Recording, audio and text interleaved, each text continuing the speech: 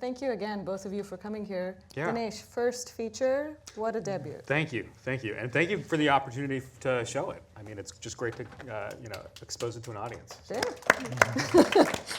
Well, again, I'm glad that you're here, and this is part of a sneak preview, that we're able to talk to you guys as well after. And, the panel before this was focusing on the issues within the film, mental health, mental illness, and suicide in Asian communities. But, as a film school, what we also want to hear a lot about is what the process of the behind the scenes of the filmmaking was like. And then having both of you here to talk about what the editing process was like, because, this is a very personal film, right. And to bring in somebody else to edit something that can be very personal is not an easy thing. Yeah, absolutely not. It required an incredible amount of trust. And I would say, I've had the opportunity to work on a couple of other projects kind of during and after Unbroken Glass. And it's not the kind of thing, you email an editor, you look at their reel, you ask about their day rate, you ask how negotiable their day rate is, and then you negotiate some more. It's that kind of trust. It's hard to just jump into, and I don't think I could have edited this in a typical way in that fashion. Matt and I met as interns at Kartemquin and got to be really good friends, as we were starting out our careers and as we were developing this project. And I think that's really how we were able to, how I was at least able to let go of the film and let you kind of do your thing as an editor. Yeah, for sure. I think that was really the interesting part of the edit was it wasn't just that professional relationship. It was the friendship, and also there was a little bit of me just being a listener, because Dinesh was making this film as a way to figure himself out, and so my role, was when tension needed to be released, we would play ping pong. When moments needed to be really focused on, I would have to push and challenge him. When it was clear that I was pushing a little too hard, I had to take a step back. Sure. And it was really kind of more of a relationship than a purely transactional working situation. Yeah, and I should say it wasn't just straight up us being close friends, because I've collaborated with friends before, and that can be infuriating in its own way. I think this was definitely a kind of very different bird. It was, very professional. We were really holding ourselves to incredibly high standards, but at the same time, it involved that great degree of trust. Matt, one of the things that when you were asked the question in the previous panel, you said that you were constantly working on this film, by the gut. That was the kind of, that was what was guiding you or moving you throughout. So what, in terms of editing, or in terms of, sitting down in front of a computer, sitting down, talking to each other, what does that look like? Yeah, well, there's always the process for an editor of simply being entrusted with the footage. And that means, just sitting down, watching everything, letting it kind of sink in.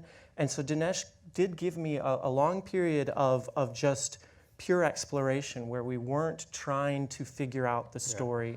We were more trying to empathize with what was being realized in the interviews, with where Dinesh was in each shoot in his own journey.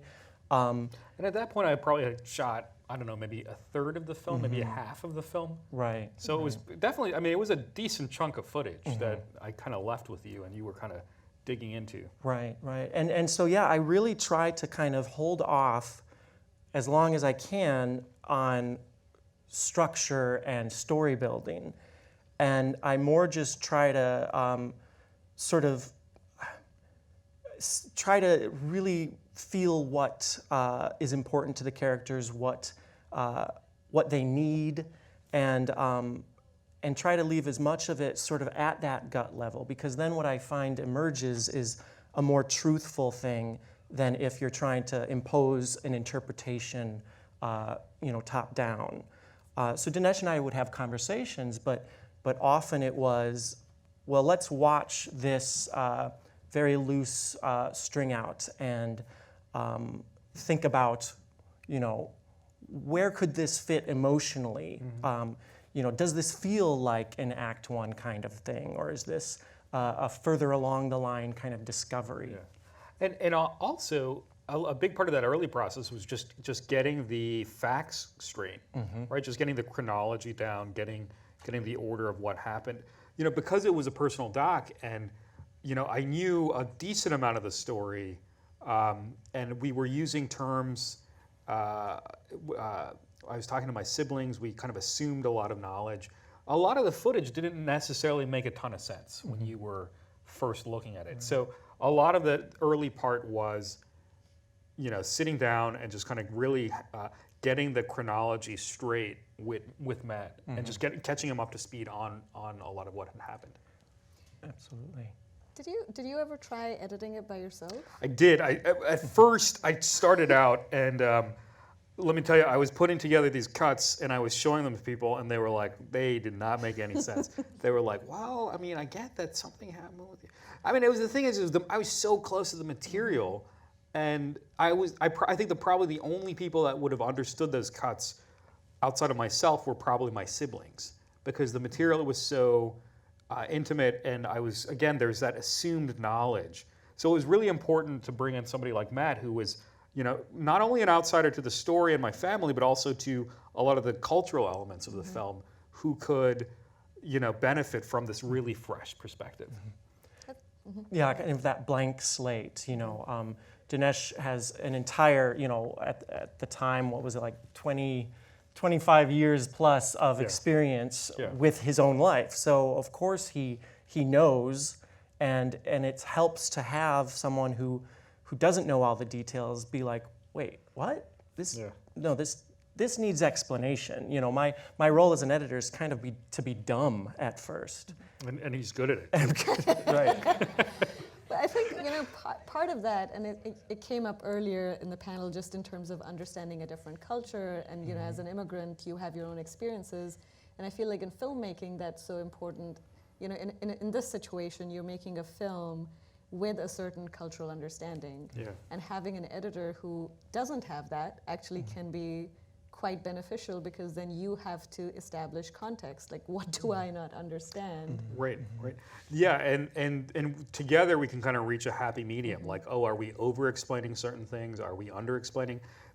We actually have a scene where I am drawing out all of the Hindi kinship terms, Masi, Masa, Mami, Mama, Kakaji, and I just kind of go into it, and it just gets really elaborate.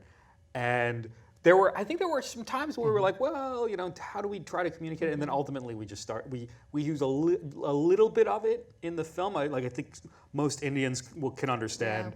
There's some very specific relationships I'm talking about, but it's done in such a way where it doesn't detract from just a general understanding of some of these families. Yeah. But what Dinesh said earlier about a large part of our first cut, our first attempt to make a film, was this really clumsy chronological, like play by play. Here's what happened in the past, and now here's what's happening in the present as Dinesh is going, to find out what happened in the past. And we kind of realized that we have to sort of weave together these three different layers. There's the layer of what happened in the past, and there's the layer of the present journey that Dinesh is on, who he's visiting, who he's talking to. But then there was also the emotional layer of what is Dinesh discovering, and what is he realizing? And there were some facts that he discovers on camera, like the two other relatives who had attempted or committed suicide. So, chronologically, when do we have that realization happen? so there was a lot of weaving back and forth, trying to keep the details clear so the audience wasn't confused, but at the same time allowing Dinesh to make discoveries. Yeah, I think that makes such a huge impact because when at the end, when you meet your cousin Gitu and we hear from her family, it is like a wait, what? Yeah. So when when your uncle, mama's wife says, that this has been horrible, and they're cheaters, it's like it has so many layers within that because there's so much hidden within the family too at that point. Yeah. Yeah. It's not an easy decision to make. So how, going through this process, what was the point when you said, okay, we need to now start thinking about a structure or an act 1, act 2, act 3, if there was one at all? So, I don't know, Matt, you probably have a more organized memory of how all this happened. Well, I think what Dinesh and I tried to do after that sort of disastrous chronological cut, well not disastrous, but necessary. Necessary. You don't show it to your Right. show it to your family, show it to your friends. Right. But it was necessary. But what we realized after that was that it's not about his parents' journey, although that's important. It's about his own journey and his journey with his siblings. Primarily, his sister Seema emerges as the main sibling who's willing to kind of go there. Yeah. But I'd say that our next breakthrough after getting the chronological cut out of the way was we really tried to shape as much as we possibly could without any voiceover. Tried to make it a purely Vérité film. And none of Dinesh talking to the audience, but just only sibling interviews and what we see, who we see Dinesh talking to. And that really helped us discover where the major storytelling gaps were. And so once we had that chronological cut, we could think about, okay, now what does Dinesh need to tell us, both factually and emotionally about where he is? Right. I think also we screened the chronological cut a couple of times, and with some distance we were able to tell, okay, we have a lot of storytelling about this period.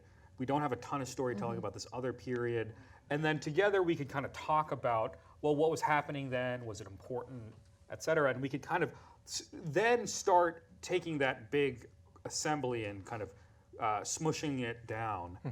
And then, with the voiceover stuff, really, at that point we had something that resembled more of like a conventional string out or a conventional assembly, and from there we could turn it into a film. A crafted, whatever arc. it is you just saw, we could turn it into.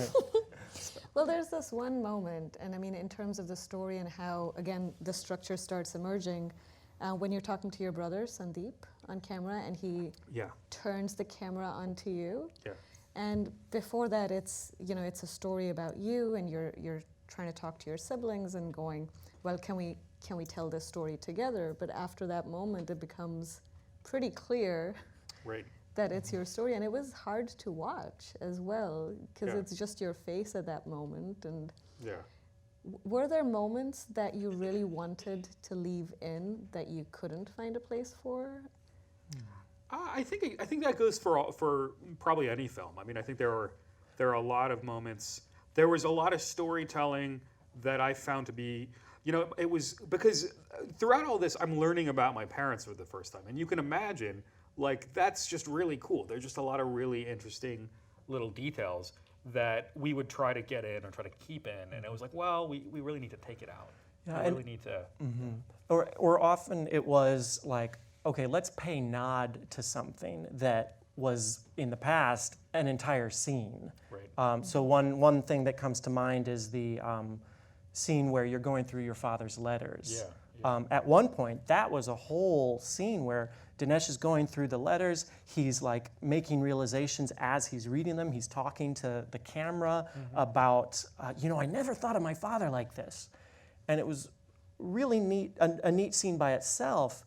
But the more we tried to make it work in the film, the more it was like, this isn't fitting in the arc. This is the tone either. The tone wasn't right. It was different. It was, and it had to go. Yeah. So there are things like that where really, ultimately, when you when you get down to it, there might be individual scenes that you like, but what matters is the flow of the whole film. So were there moments when you were editing and you realized, okay, well, there is a gap here that it would be great to fill, whether through narration or filming something else or finding something else? I mean, were there moments where you then decided to go back and shoot? We talked about it, and I should say we started the editing process and we hadn't quite finished shooting. I think we were doing chronological string outs and different cuts. I think most of the film was shot at that point when we started, but we still didn't have an ending at that point. And sorry, I'm kind of taking your question in a different direction. I want to talk about the ending, but not in this question. I think the big part was voiceover, right? We decided to fill the gaps early on with voiceover and this treasure trove of photographs that we had. And I'd say that one thing that we really that we just consistently were getting feedback on was Dinesh's siblings. A lot of viewers of early cuts really wanted the film to be about all of the siblings and like, tell us about your lives, how you were boxcar children, what you did, And there was this really hard moment where we basically had to just say to that feedback, A, we don't have the material to make that film, and B, that's not the film that Dinesh cares about. And let me tell you why we didn't have that material, because I had already lived it, and my siblings had already lived it, so it's not the kind of thing we sat down and interviewed each other about. So, and I think if an outside filmmaker was trying to tell this story with my family, that would probably have played a much larger role. But I think since it's a personal doc, since this is this kind of first-person point of view, we had to basically say, sorry, we'll address it, and we did kind of, you see, especially in the first act, because it is just such a huge question people have, we talk about it, but it's the kind of thing we wanted to go in a different direction. But that's also at a point where you're very confident of the direction you've decided to take with the film. You're right. I think ultimately we were confident, but I think at the time it was like, well, I don't know. Should we have? I don't know. Maybe we'll get these people off of our backs. I don't know. Matt. Yeah. Well, I think we ultimately reached a happy medium because we did develop, and luckily we had a rich treasure trove of photographs, and so what we tried to do was, even though there was no live footage, there was some, like there's the conversation around the photo album where all the siblings are together. There's the wedding at the end, but much of it is either Dinesh alone or talking to his aunt or his father's collaborator, all of that. And the photos are really how we at least addressed that boxcar phase of the siblings' lives through photos. And often just let them speak for themselves. Like you get a lot of story just from how the siblings are interacting in the photos. You get goofy pictures of the three boys. You get, hugs from the older sisters, and a portrait of the family emerges from the photos, even though we don't address it explicitly. Yeah, and we don't need to get on voiceover and say, well, this is my 4th birthday, and this was a giant cookie we had for it. You just see it. As much a cliche it is, the picture kind of tells the story for you. There was one moment where, I guess I'm going to kind of ham-fist my ending story into this question. I could just say, what was the ending? The process of figuring out your ending. So we were kind of in search of an ending for a while, and then my sister decided to get married, and we were like, hey, this could be an ending. This could be a great and not just an ending. Because I think the problem you see a lot of social issue documentaries, and maybe a lot of Kartemquin documentaries, and they suffer from multiple endings, that ends a couple of times, or, you're following all these characters and they kind of wrap up independent. And ending a feature is really, really tough. But then, a lot of the themes we were kind of trying to explore were so beautifully encapsulated in that final interview with my sister, and also just her act of getting married says so much about where our family is now, and we were able to address all of that. So we had that, and we got to a rough cut point, a fine cut, and we kept thinking like, well, you know, Dinesh as a character just kind of disappears at the end. I mean, do we need to have him kind of say some like final words, you know? And we tried writing some voiceover, and it was all just like pretty like cheesy and bad, and it's just like, well, I guess I'll blah blah blah blah blah. And it was just like, well, you know, silence, and just seeing me at my sister's wedding spoke much higher, or just told that in a much more complicated way than anything I could have written down and said. Yeah, for sure. I think it's a visual period to the sentence that is the film. You know, one thing that struck me, you know, and I've seen this many times, but just seeing with an audience, there's always a different element. But boom, suddenly that last photo of the siblings with Seema in the center, and I saw Dinesh's mom. You know, and like. What? And you have that moment in the car. Up, man. You have that moment in the car where you're like, I'm gonna realize that my sister was my mother. And I'm like, holy cow. You know, okay, if you want to say that, I'm not. I mean, you're not right, but you're not right. I mean, it's a lot more complicated than that. Well, again. I was going to say that too. I think that was, There's line that in the visual car. resonance. I was like, what was he thinking of the film? No, I was thinking about Chinatown. I was, whoever, you win the Q&A. I got it when I saw it. Yeah, Chinatown. My sister. She's my mother. Yes, there you go. And I guess, I don't know, maybe, you know what, Matt, you're probably right. We'll just leave it at that. We can talk about this later. So endings are hard, definitely. You want to leave your audience, you know, with what seems like some sort of a conclusion, but also like what are we feeling? You know, where is this going? The openings are, you know, the beginnings of films are equally hard to get, you know, to figure out, well, where do I start? Yeah. Did you have alternate, you know, beginnings? At what point did you decide, okay, this is a good place to start? Right. We did have. So Dinesh had a reluctance to start the film in his underwear. So I mean, you would too, man. I would. I still kind of shudder when I see that image. So we I have did to live with that for the rest of my life. We did struggle with, you know, because what it was for the longest time the film existed only as a demo. And the demo started how the film currently starts. Dinesh on the train going to Varanasi and then getting in the river. And for a while we were like, we've got to shed ourselves of the demo. Let's start from scratch, rip the demo apart, and just make it its own beast. And so we tried starting with Masi in Baunta. I think we tried a couple others. There was this old scene which never made the cut where it's when I finally rescued all the photographs from Albuquerque, and I had this suitcase full of photographs. And there's a scene, and it's pretty good. And Matt did some really incredible work just kind of sculpting it, where I'm opening up the suitcase and I'm kind of thumbing through this really just giant mess of photographs. But it didn't quite do what we wanted it to, right?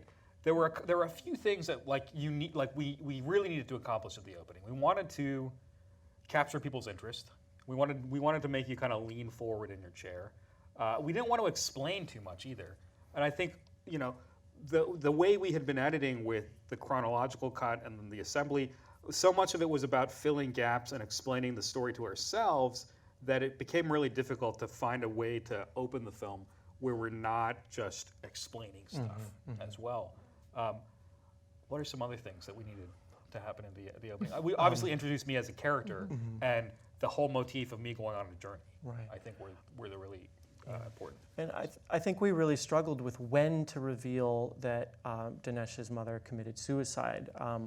And so there was a version where just on the train, Dinesh just point blank explains the whole story and the whole backstory. And there was always that balance. Like, we didn't want to delay it too long. You were concerned about sort of toying with the audience, like it felt stringing them along, and then only at like 2/3 of the way in revealing, schizophrenia. right. I didn't want it to become this dramatic thing. I didn't want to withhold information purely for the sake of drama and suspense. I found that to be unethical is too strong a word, but I found it to be just a little bit kind of skeezy, Yeah.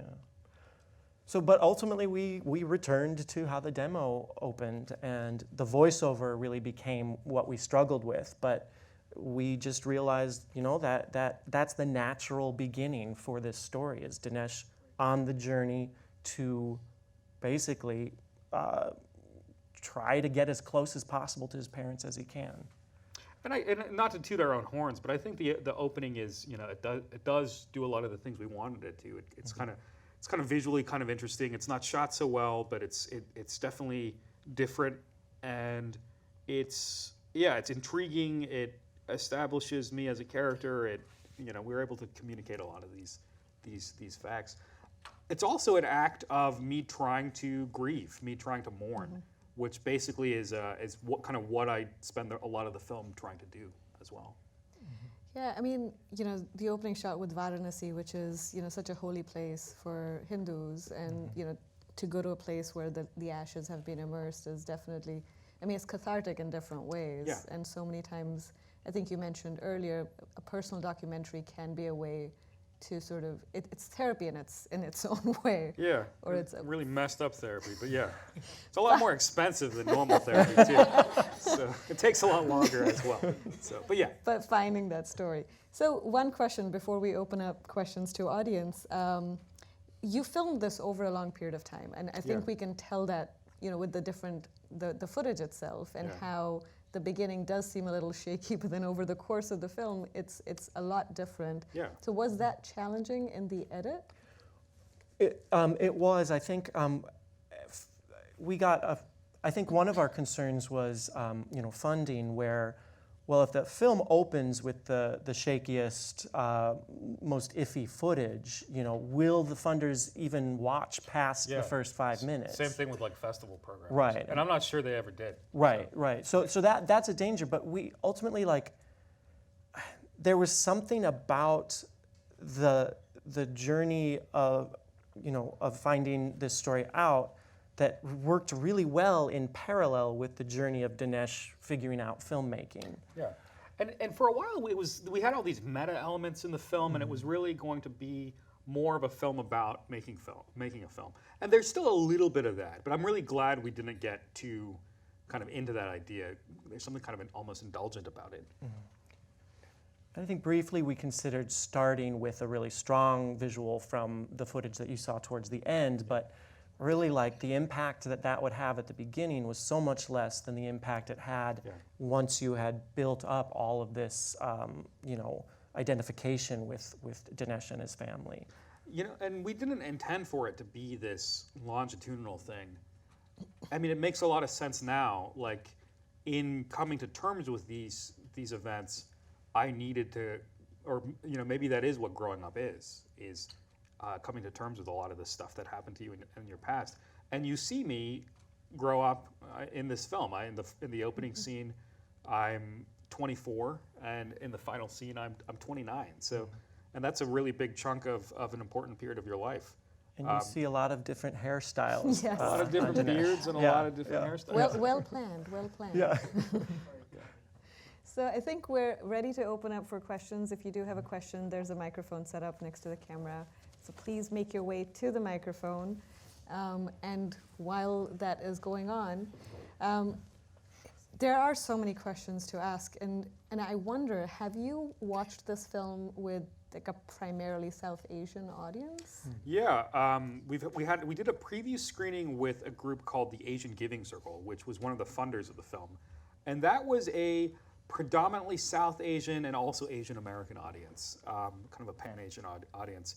And then we premiered at the Seattle South Asian Festival 6 days ago, and that was mostly South Asian as well. The response has been really cool. there's definitely a lot more laughter. I mean, maybe not more, but I think they laugh at different parts. Yeah. Because I think there's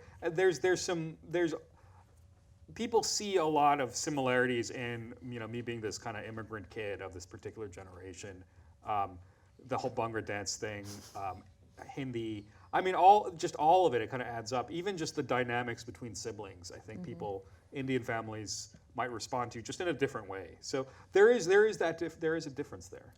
I watched the film with my mom, and she loved the part with you sitting with your nani, and it's just like dekho, which means look, nani dekho, and nani's like, okay, that's me. Yeah. But it was, and all I can say is acha, which just means good. Good, okay.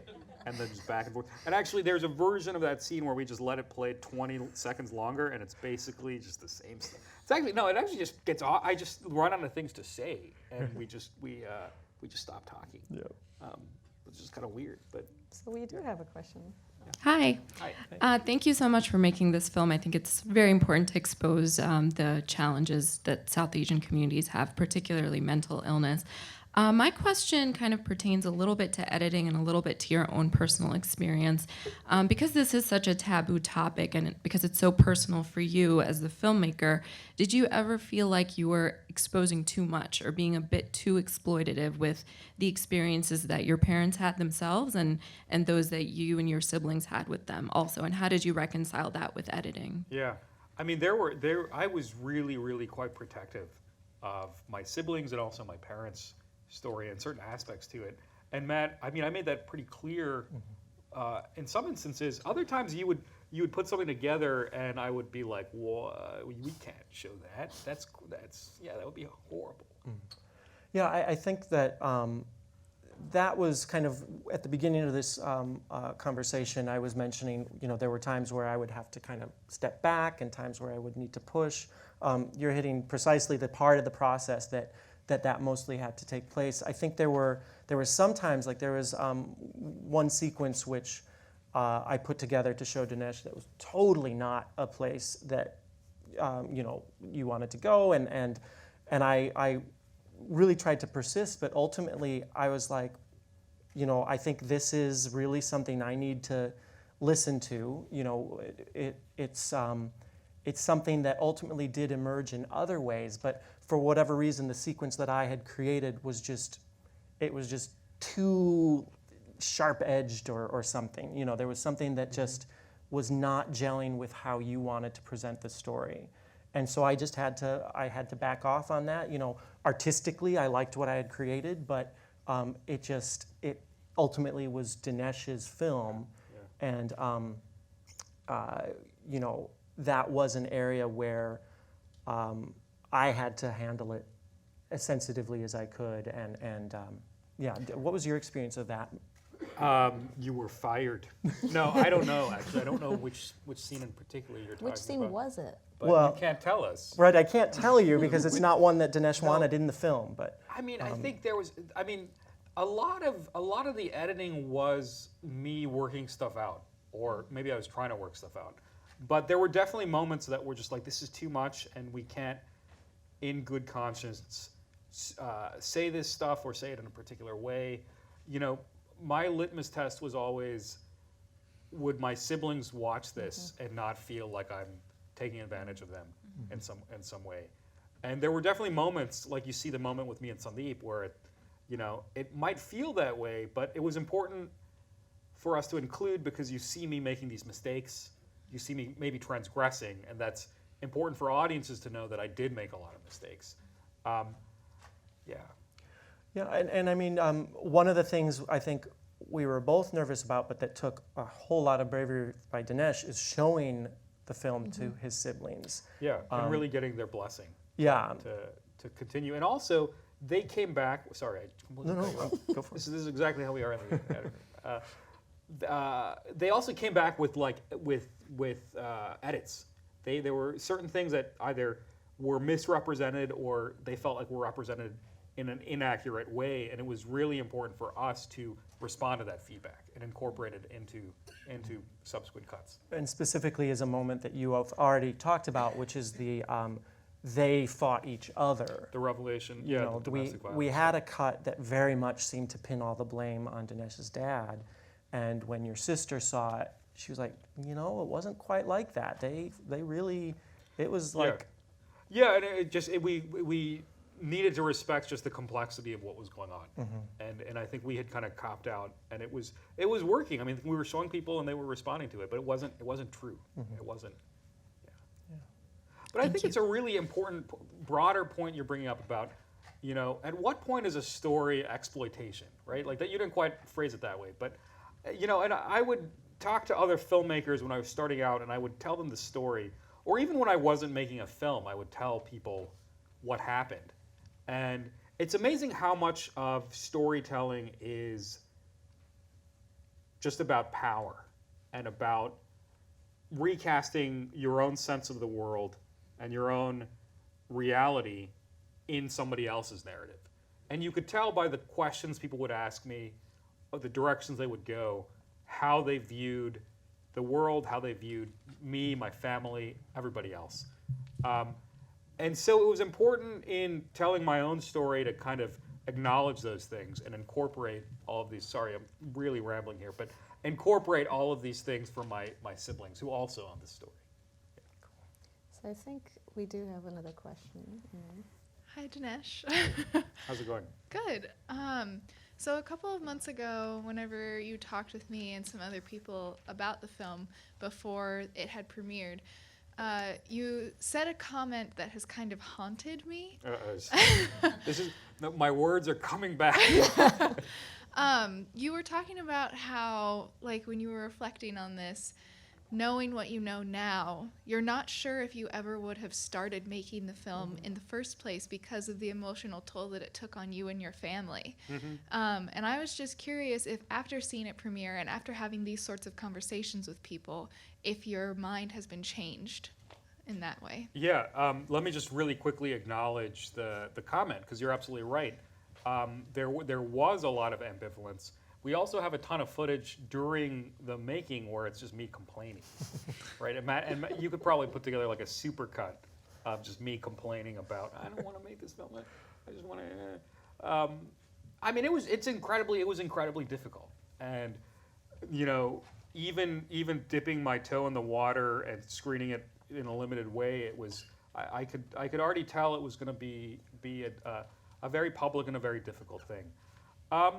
I think it's too early to really know. I will say, because it's only been a week, really, of public screenings.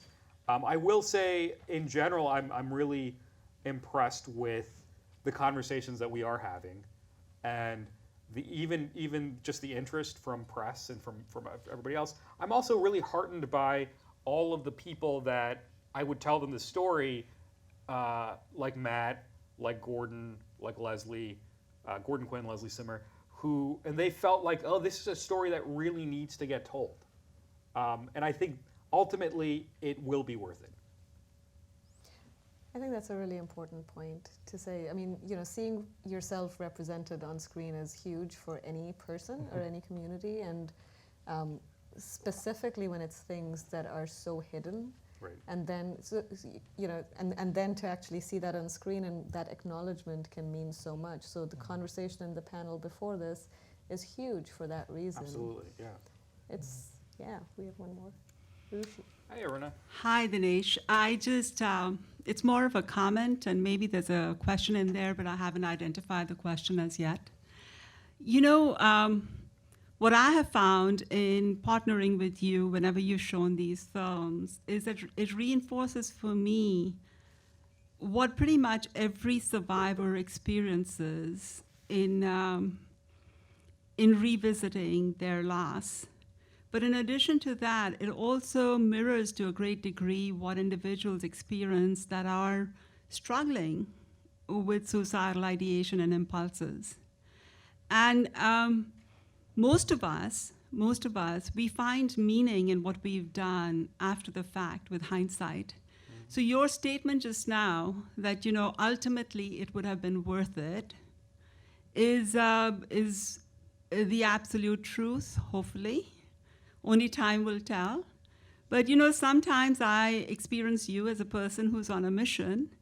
And what I want to say is that many, many, many survivors, they ultimately find meaning and the desire to live their lives in the telling of the story of their loss, with the hope that somebody else may find hope and reason to live in that story. Yeah. And that's why it makes it all worthwhile. Yeah, no, I think you're spot on. I think we have time for one more question if there is somebody who can race to the microphone. But otherwise, is there something that you're planning on working on next? What's next, Dinesh? So I am currently co-producing and shooting a film called How to Build a School in Haiti with, the director's name is Jack Newell. But we've been following an NGO that after the earthquake in 2010, decided to build a school. And we're trying to tell this story as a kind of object lesson in aid and international development, and talking about just how complicated a lot of these things actually are. Matt, you're working on a couple of pretty interesting things. Well, I'm actually in between interesting things. So, well, I mean, yeah, that's not true. I can think of at least one, but go ahead. Yeah. Yeah, so I just recently finished a film called There Are Jews Here, which is kind of simultaneously in film festivals, but very different film festivals. And that's about small town Jewish communities that are dwindling, and the congregations are struggling to figure out how do we keep our congregation going. And then another thing that I'm working on currently, it's a website about blindness called Beyond Blind, and it is interactive and kind of multimedia, different ways to get at sort of addressing some misconceptions about blindness and the spectrum of visual impairments, really trying to visualize and help make sense for sighted people of what blindness is. So definitely check it out. Yeah, it's online. Really, really quite cool. Well, thank you so much, both of you, for this. Yeah. We're so delighted to have had you here for this conversation. thank you for having me. Thank you for having me.